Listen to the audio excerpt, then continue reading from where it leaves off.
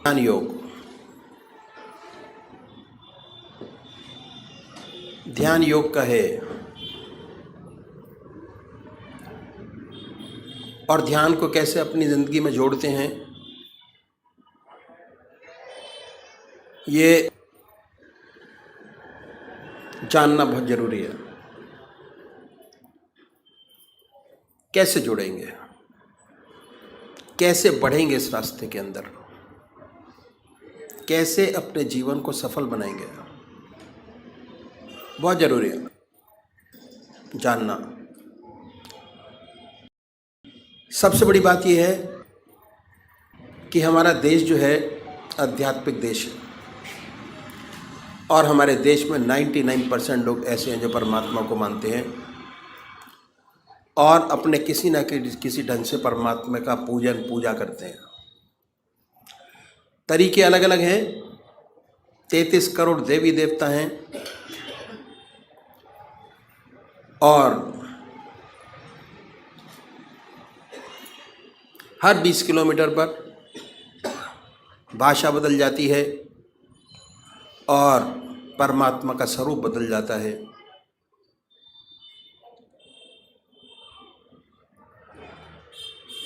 तो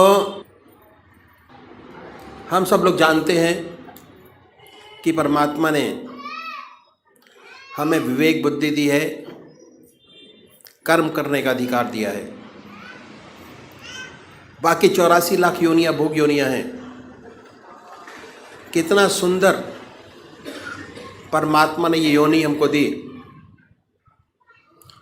परमात्मा की साया जब से पैदा हुए तब से हमारे साथ है और जब हम इस जहान को छोड़ के जाएंगे तब भी हमारे साथ है। समझने की ज़रूरत है कि कैसे परमात्मा की कृपा जन्म से अंत तक हमारे साथ है और ये मनुष्य जीवन के अंदर ही समझा जा सकता है और कोई योनि ऐसी नहीं है जो समझा सकती हो। आत्मा ने बड़ी असीम दया कृपा कर कर्म को मनुष्य योनि प्रदान की। सबसे बड़ी देन।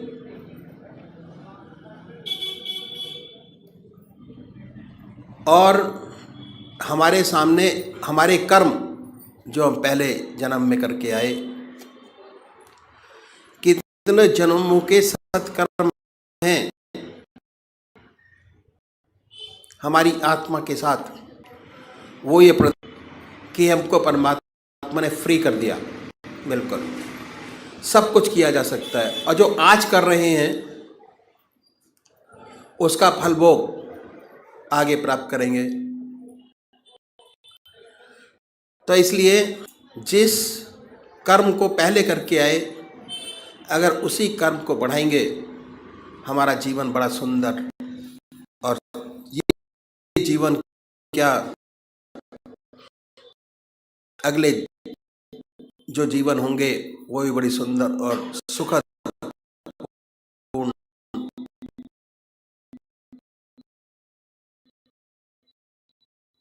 व्यतीत होंगे। ये तो हो गई प्रेजेंट। तो सबसे पहले हमको क्या करना है? हम मंदिर जाते हैं,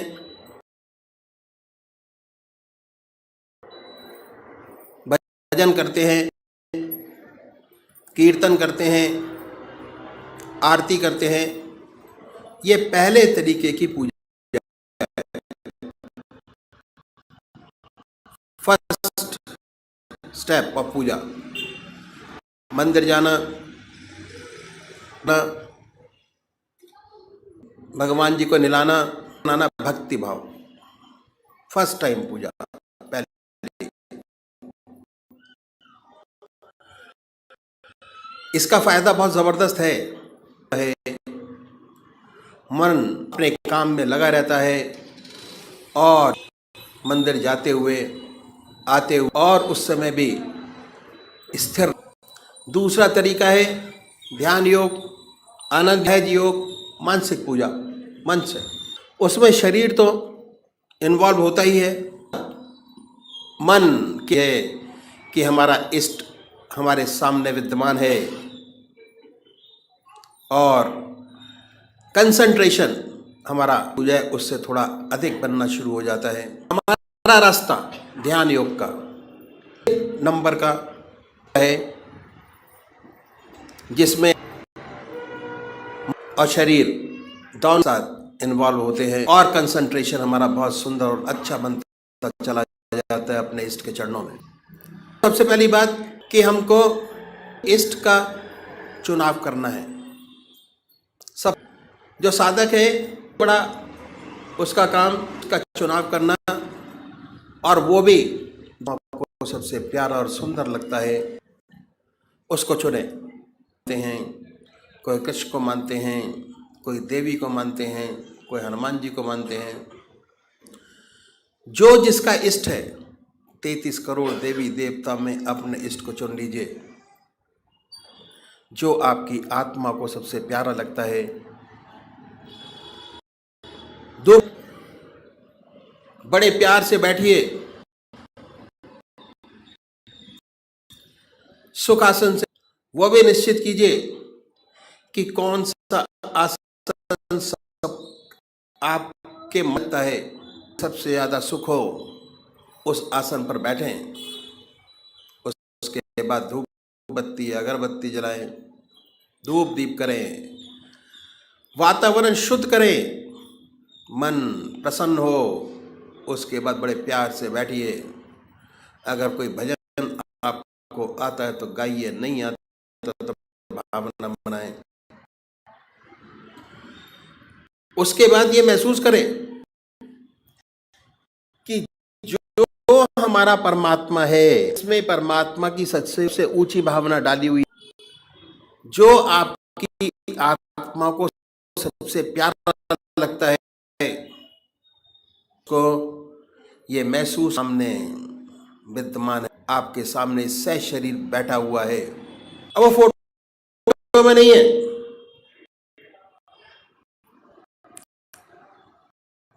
मूर्त में नहीं है, शरीर मौजूद है। ख्याल से व्रत को अपने सामने, और ये ख्याल करें बड़ी बड़ी आंखें हैं, गोल चेहरा, जटाएं हैं, सर्पों की माला है। आपका इष्ट जो आपके आंखों के सामने हमेशा आता है, उसको अपने सामने बनाइए, उस पर ट्रीट करिए। ना कोई और शक्ल बने, ना कोई और विचार आपके सामने आए। आप ये प्रोसेस शुरू करेंगे, ऐसे ऐसे विचार आपके सामने आएंगे जो आपने जिंदगी में कभी सोचे नहीं होंगे। उन विचारों को हटाएं, फिर अपने इष्ट की याद में लगिए। फिर अपने विचार को हटाएं, अपने इष्ट की याद में लगिए। अगर आज ये ध्यान करते हुए, अपने इष्ट की मूर्त बनाते हुए, दिल की हर धड़कन से अपने इष्ट का नाम लेते हुए अगर 100 विचार 1 मिनट में आते हैं, तो कुछ समय बाद अगर यही प्रैक्टिस आपने जारी रखे, उन विचारों में कमी आएगी। और उसके बाद एक दिन ऐसा आएगा कि आप बैठे होंगे और आपका इष्ट सामने होगा, ना कोई विचार होगा ना ख्याल। उसमें ऐसे खोए होंगे, कितनी मन को शांति मिलेगी। जितना मन पर भार होगा वो हल्का होगा, और ऐसी ऐसी समस्याएं हल होंगी जो जिंदगी में आपने सोचे नहीं होंगे कि ये भी हल होंगी। बहुत सुंदर समा होगा, बहुत मन खुश होगा। मन खुश, आत्मा खुश, प्रसन्नता ही प्रसन्नता है। समाज खुश, दूसरे वो भाई हैं जो निराकार भगवान के उपासक हैं, ओम, अल्लाह, वाहिगुरु, वो नाम को चुने। बड़े प्यार से बैठिए और ये सुख सुखासन से ये मन से ओम नाम निकल रहा है, या जो नाम आपने चुना है वो निकल और वाइब्रेट करता है पूरे शरीर के अंदर।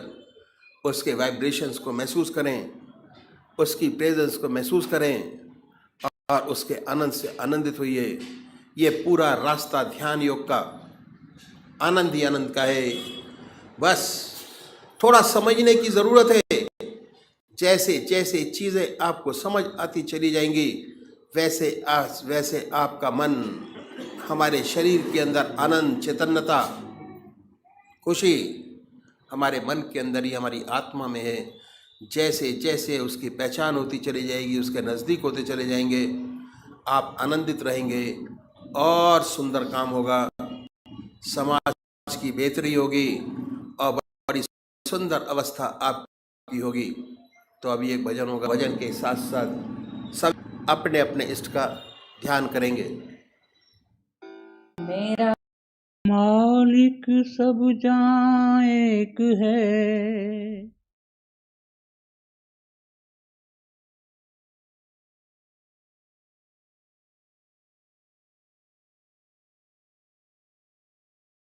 देख तू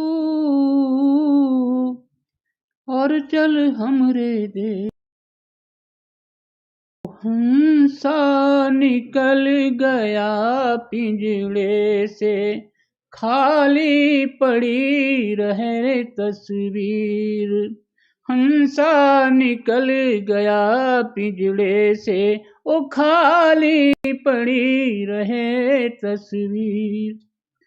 पड़ी रहे तस्वीर, खाली पड़ी रहे तस्वीर।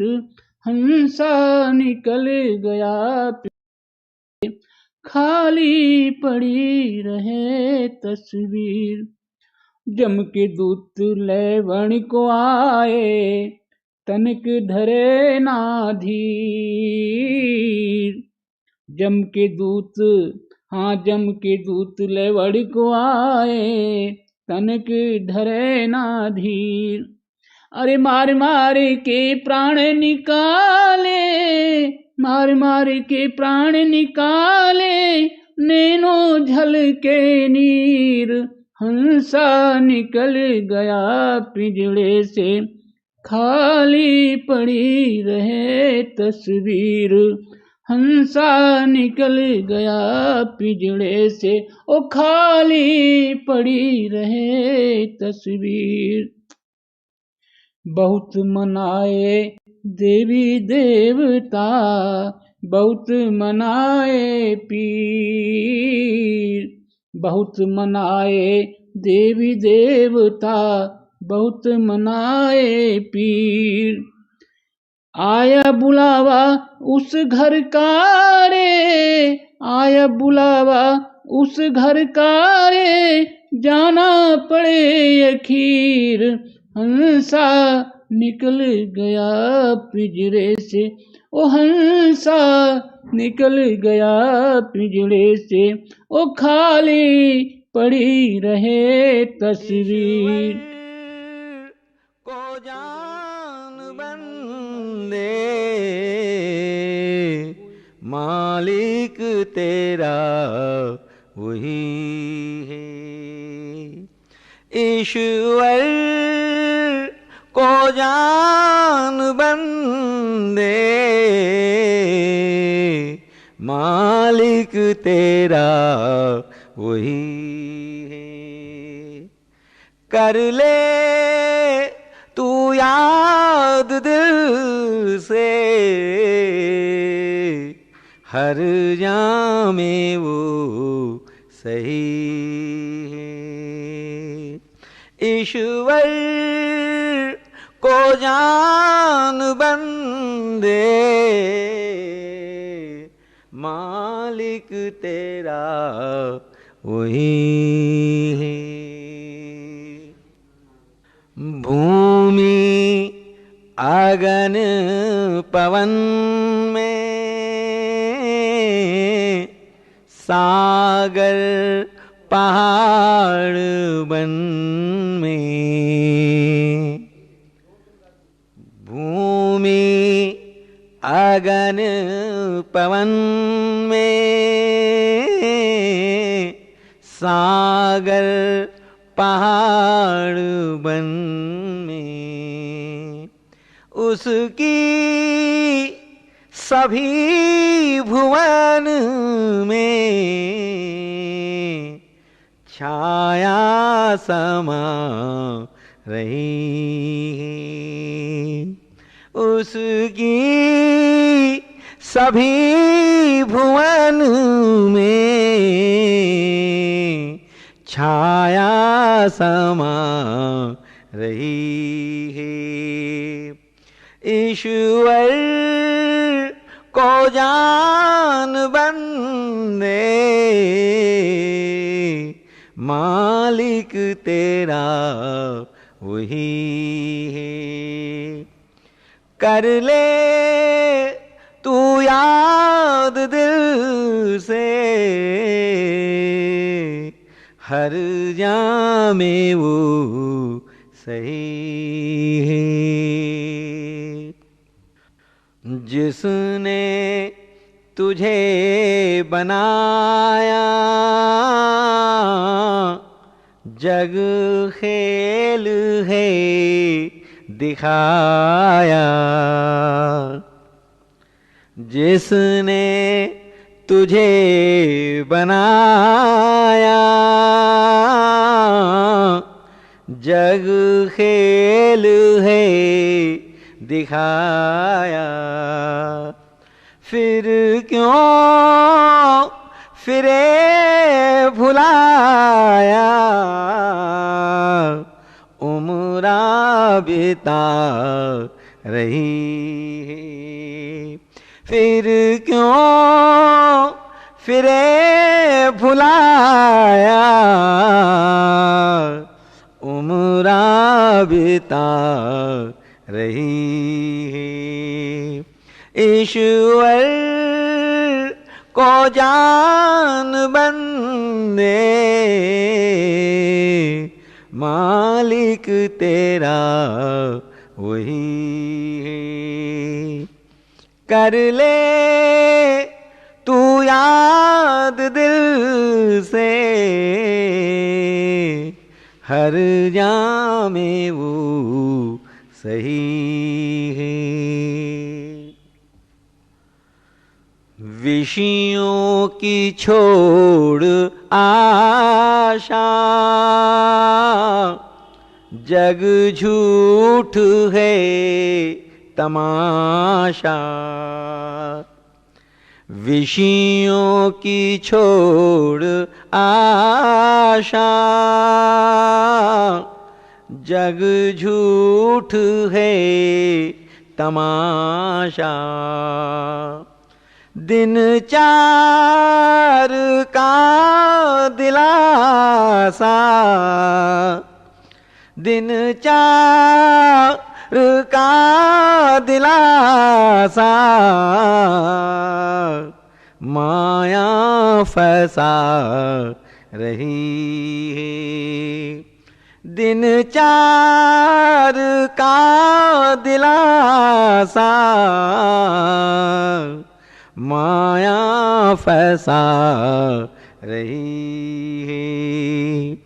ईश्वर को जान बंदे, मालिक तेरा वही है। कर ले तू याद दिल से, हर जामे वो सही है। दुनिया से मन हटा ले, प्रभु ध्यान में लगा ले। दुनिया से मन हटा ले, प्रभु ध्यान में लगा ले। ब्रह्मानंद मोक्ष पाले, तन का पता नहीं है। ब्रह्मानंद मोक्ष पाले, तन का पता नहीं है। ईश्वर को जान बंदे, मालिक तेरा वही है। कर ले तू याद दिल से, हर जामे वो सही है। ईश्वर को जान बंदे, मालिक तेरा वही है।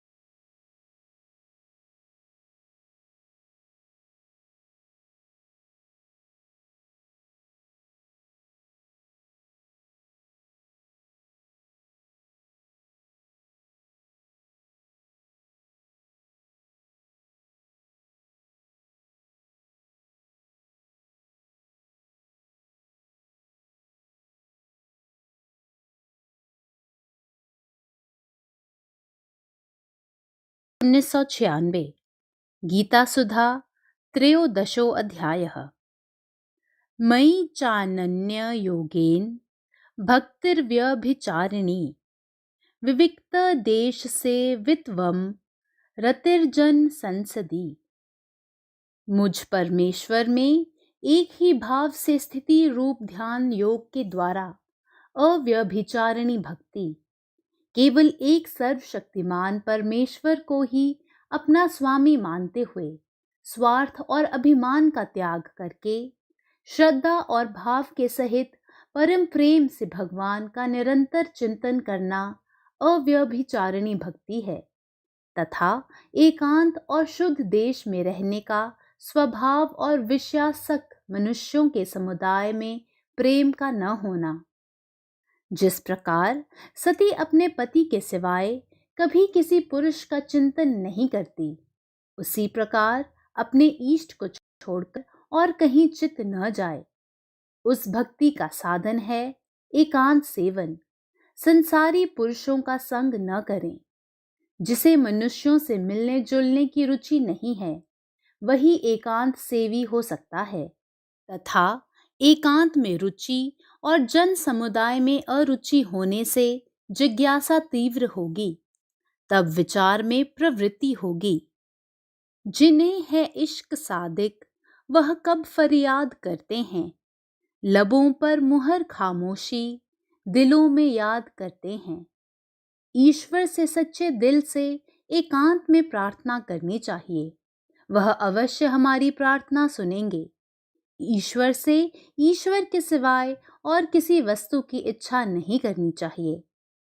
अगर दिल गिरफ्तार है मखमसों में, तो खिलवत भी बाजार से कम नहीं है। मगर जिसके दिल में है यकसुई हासिल, तो वह अंजुमन में भी खिलवत नशी है। जिसका हृदय निर्मल है, वह शोरगुल में भी एकाग्र रहता है। जिसके हृदय में अनेकों विचार गूंज रहे हैं, वह एक एकांत में बैठा हुआ भी बाजार में है। Unswerving devotion unto me by the yoke of non-separation, resort to solitary places, distaste for the society of men. The man of wisdom is firmly convinced that there is nothing higher than me, and that I am the sole refuge. He has unflinching devotion to me through yoga without any thought of other objects. Unflinching devotion to me. Concentration is the focusing of the mind upon a point of concentration to the exclusion of all mental excitements and agitations. This steadiness in contemplation may be distracted by causes arising at two different points, either in individual's own mind or in the object contemplated upon. Unless both are steady, the concentration cannot be successful. If our devotion wavers from idol to idol, name to name, then we would be creating a situation in which the practice of concentration is unsteady, because the point of attention is rendered ever-changing. Therefore, it is said that unflinching devotion towards me, the self, is one of the condition for steady progress and growth in yoga. By the yoga of non-separation, the mind of the aspirant merges or enters into me, just as a river, when it merges itself in the ocean, becomes completely one with it. Even so he, being united with me, worships only me. This is Ananya Yoga or Prithak Samadhi, or the superconscious state in which the devotee feels that he is non-distinctive from it. Such devotion is a means of attaining knowledge. Such a devotee will never give up his devotion and worship even when he is under great trials and adversities. Such an integrated life of stable mind and steady contemplation upon a firm ideal is impossible unless the sadhak works in a conducive environment. This is prescribed in the two indirect advices. A. Resort to solitary places, and B. To develop a distaste to the crowded society life.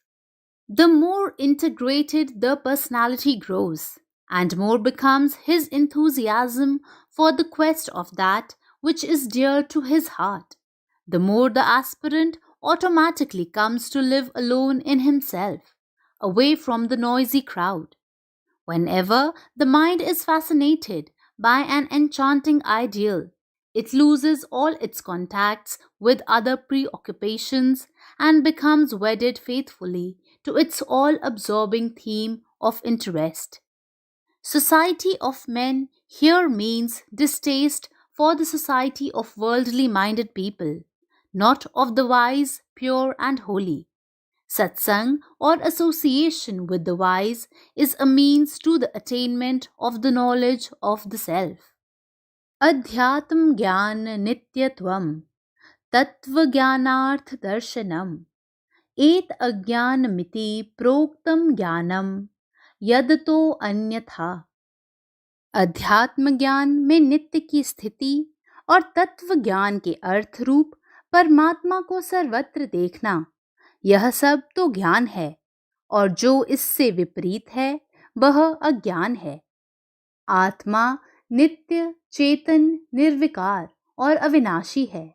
उससे भिन्न जो नाशवान, जड़, विकारी और परिवर्तनशील वस्तुएं प्रतीत होती हैं, वे सब अनात्म हैं। आत्मा का उन सब से कोई संबंध नहीं है।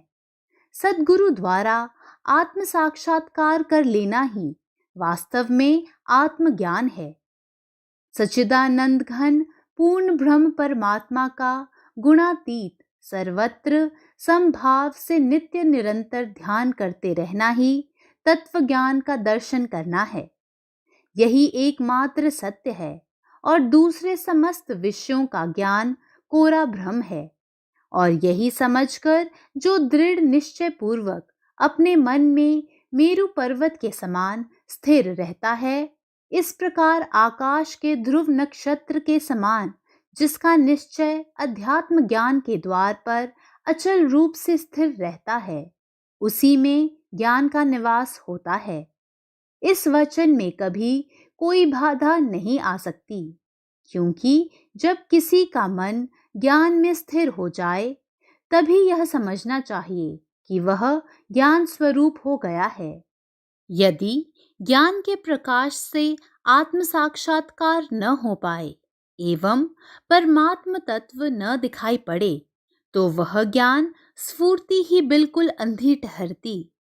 इसलिए बुद्धि में इतनी निर्मलता आनी चाहिए कि ज्ञान जो जो वस्तुएं दिखलाए, वे सब परमात्म वस्तु के स्वरूप में ही दिखाई पड़े।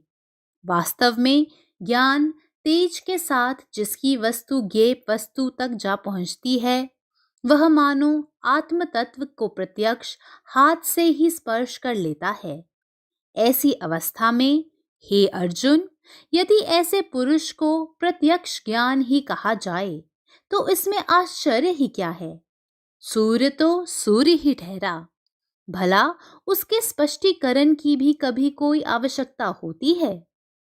यदि वास्तविक दृष्टि से देखा जाए, तो जब मनुष्य की समझ में ज्ञान का स्वरूप अच्छी तरह आ जाता है, तब सहज ही में यह बात भी उसकी समझ में आ जाती है कि अज्ञान किसे कहते हैं। क्योंकि हे अर्जुन, जो ज्ञान नहीं है वह आप से आप अज्ञान सिद्ध हो जाता है। जो केवल महत्व या प्रतिष्ठा प्राप्त करने के लिए ही जीता है, जो केवल मान की ही प्रतीक्षा करता रहता है और आदर सत्कार होने से ही जिसका संतोष होता है, अपने उच्च पद से कभी नीचे नहीं उतरना चाहता है, आडंबरपूर्ण शब्दों में अपने पुण्य कर्मों की घोषणा करता रहता है, जो अपनी विद्या का विस्तृत वर्णन करता रहता है, अपने पुण्य कर्मों का ढिंडोरा पीटता रहता है और प्रत्येक कार्य केवल लौकिक कीर्ति प्राप्त करने के उद्देश्य से ही करता है, जो अपने शरीर का ऊपरी ठाट बाट बहुत बढ़िया रखता है, उन लोगों को धोखे में रखता है जो उसके फेर में पड़ते हैं या उसके अनुगामी बनते हैं, उसे अज्ञान की खान ही समझना चाहिए। जो अपने आचार से अपने धर्म के पैरों को कुचलता है और यम नियमों को निराश करता है, जो पाप से बिल्कुल नहीं डरता और पुण्य के प्रति जिसका अनुराग नहीं होता, जो लज्जा की बेल को जड़ से ही उखाड़ फेंकता है, जो अपनी परंपरा की कुछ भी परवाह नहीं करता और इस बात का निर्णय करना कभी जानता ही नहीं कि कौन सा काम करने योग्य है और कौन सा करने योग्य नहीं है, जिसका चित्त विश्व में उसी तरह सब प्रकार के बंधनों को तोड़कर भरमाता रहता है, जिस प्रकार अंधा हाथी चारों ओर घूमता रहता है, वही पूरा पूरा अज्ञानी होता है। जो चाहे जीता रहे या मृत्यु निकट हो, परंतु फिर भी विषय वासना किसी अवस्था में नहीं छोड़ता। जो यह सोचकर इसी लोक में सब विषयों का सुख भोग लेता है, आगे क्या होगा किसने देखा है। जो सदा विषय भोगों का ही जप करता रहता है, जिसका अनुराग सदा सकाम कर्मों के आचरण करने की ओर ही रहता है, जो उसी तरह विषयों के पीछे लगा रहता है जिस तरह गधा गधी के पीछे लगा रहता है और गधी के बार बार लात मारने पर भी पीछे नहीं हटता, जो विषयों का भोग करने के लिए जलती हुई आग में भी कूद पड़ता है और अनेक प्रकार की व्यसनों को अलंकारों की भांति ग्रहण करता है, जो जन्म से लेकर मृत्यु तक विषयों से अनेक प्रकार पीड़ित होने पर कभी उनसे उकताता नहीं, बल्कि उन्हें और भी प्रेम पूर्वक प्राप्त करने का प्रयत्न करता है, वही अज्ञानी है। जो अपनी समस्त इंद्रियों से उसी प्रकार स्त्री से एकाग्र भाव से अनुराग रखता है, जिस प्रकार महाज्ञानी पुरुषों का चित्त केवल ब्रह्म में ही रमण करता है और उस ब्रह्म के सामने उसके समस्त व्यवहारों का लोप हो जाता है। जो स्त्री संबंधी अनुराग के सामने लज्जा एवं हानि को कोई चीज ही नहीं समझता और न लोकापवाद ही सुनता है, जो सदा स्त्री की इच्छा की आराधना करता है, अर्थात स्त्री ही की इच्छा अनुसार चलता है और उसके फेर में पड़कर उसी प्रकार नाचता है जिस प्रकार मदारी का बंदर नाचता है, परंतु जो इस बात का कुछ भी विचार नहीं करता कि अमुक बात को करने से मुझे पाप होगा और आगे चलकर नरक की यातना भोगनी पड़ेगी, उस पुरुष की संगति से इस संसार में अज्ञान इतना अधिक बलवान हो जाता है कि वह ज्ञानी लोगों को भी भ्रम में डाल देता है। प्रिय वस्तु के प्राप्त होने पर जिसकी ऐसी अवस्था हो जाती है कि वह सारे आकाश में भी नहीं समा सकता, परंतु कोई अप्रिय बात होने पर जो दुखी होकर मानो रसातल में पहुंच जाता है और इस प्रकार जिसका अंतःकरण भेद भावना के बंधन में पड़ा रहता है, फिर वह चाहे कितना ही विद्वान क्यों न हो, उसे अज्ञान का स्वरूप ही समझना चाहिए। इसी प्रकार हे अर्जुन, जो ऊपर से दिखलाने के लिए तो मेरी भक्ति करता है, परंतु वास्तव में जिसकी सारी दृष्टि विषय सुखों को संपादित करने की ओर रहती है, और जब इस प्रकार की भक्ति करने पर इच्छित विषय प्राप्त नहीं होता, तब जो यह कहकर तत्काल ही मेरी भक्ति छोड़ देता है कि यह सारी भक्ति निरर्थक है, जो किसी नए गुरु संप्रदाय का विशेष ठाट बाट देखकर उसी के फेर में पड़ जाता है और अपने गुरु की अवहेलना करता है, जो सजीव प्राणियों के साथ निर्दयतापूर्ण व्यवहार करता है, परंतु वृक्ष और पाषाण आदि स्थावर पदार्थों को देवता समझकर उनकी पूजा करता है, और इस प्रकार जिसकी एकनिष्ठ श्रद्धा किसी पर नहीं होती, जो घर में तो मेरी मूर्ति स्थापित करता है, परंतु मन्नतें दूसरे देवताओं की मानता है और अनेक देवताओं को पूजता है। तात्पर्य यह है कि इस प्रकार जो पुरुष नाना प्रकार के और सभी देवताओं की आराधना और उपासना करता है और इस प्रकार की धांधली से जो निरंतर भक्ति करता है और क्षण भर भी शांत नहीं रहता, बराबर सभी देवताओं की ओर दौड़ता दिखाई देता है, उसके संबंध में तुम यह समझ लो कि वह भक्त मूर्तिमान अज्ञान ही है। जो कर्म कांड में निपुण होता है, जिसे सब पुराण कंठस्थ होते हैं, और जो ज्योतिष में भी पारंगत होता है, जिसके लिए काम शास्त्र की और कोई बात सीखने के लिए नहीं होती, जिसे महाभारत की सब बातें याद होती हैं और मूर्तिमान वेद ही जिसके हाथ में आ जाते हैं, जिसे नीति शास्त्र का ज्ञान होता है, वैद्यक का ज्ञान होता है और काव्यों तथा नाटकों के ज्ञान में जिसके मुकाबले का और कोई नहीं होता, जो स्मृतियों की चर्चा करता है, गारुड़ी विद्या का मर्म जानता है और शब्दकोश को जिसने अपनी बुद्धि का मानो दास ही बना रखा है, व्याकरण शास्त्र में जिसका ज्ञान अगाध है। तात्पर्य यह है कि जो सभी विषयों का बहुत अच्छा ज्ञाता है, परंतु फिर भी एकमात्र अध्यात्म विद्या में जो सचमुच जन्मांध है, जो अध्यात्म शास्त्र को छोड़कर बाकी सभी शास्त्रों के सिद्धांतों का प्रतिपादन कर सकता है, उसको इस प्रकार के ज्ञान निरर्थक है।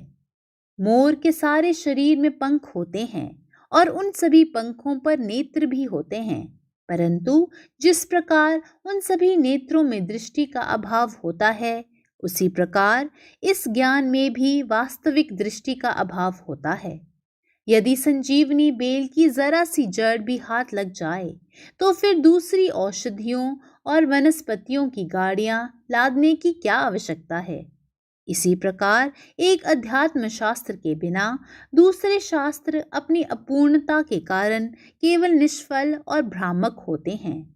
इसीलिए हे अर्जुन, जिस पढ़े लिखे मूर्ख को अध्यात्म ज्ञान का बोध न हो, उसके शरीर को अज्ञान का मंदिर ही समझना चाहिए। Constancy in self-knowledge, perception of the end of true knowledge. This is declared to be knowledge, and what is opposed of it is ignorance. In this concluding stanza of this section, explaining the various essential qualifications in a seeker, the Lord adds to the already explained list of 18 qualifications 2 more items: constancy in self-knowledge and understanding the end of true knowledge. Constancy in self-knowledge. All the dispositions elaborated from the 7th stanza up to this contribute gently to the development of wisdom, the divine eye, and the intuitive faculty leading to the realization of Brahm. These dispositions are all called Gyan because of their great and unfailing contribution to it. The knowledge of the self is to be lived and not to be merely learnt. If self is one everywhere and the self alone is real, the aspirant should try to live as the self on all his personality layers.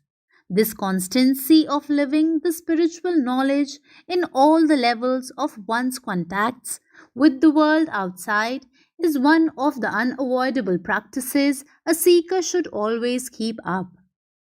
Dispositions counter to them are vanity, self-esteem, injury, revengefulness, crookedness, indifference towards the master, dirty habits, fickle-mindedness, self-indulgence, longing for the objects of senses, egoism, perception of pleasure in bodily life, earthly attachment, identification of self with son, wife, home, and the life, restlessness due to occurrence of the desirable and the undesirable, longing for a social life, and dislike for sacred studies. People inclined in these ways contaminate their minds. They do not grow in wisdom and self-knowledge. Understanding the end of true knowledge. To remember constantly the true goal of our life is to add more enthusiasm to our activities. Sincerity of purpose in an undying devotion to any ideal can be had only if the aspirant is thrilled by the vision of goal that he has to reach. Thus, the end should be kept in view. Liberation from all our imperfections and limitations is the goal striven for by all spiritual seekers. All the above qualities are called the knowledge, because once these qualities have fully been developed, the mind so cultivated becomes the ready vehicle to go forward and reach the goal of pure knowledge of the self.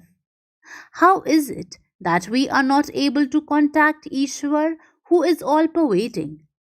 Standing by the side of a pond covered with moss and reeds, one feels inclined to think water in it. But the moss has to be pushed aside to see the water below. Similarly, Maya, with her concealing power, has to be brushed aside from our mind before we are blessed with a vision of the all pervading Ishwar. Om.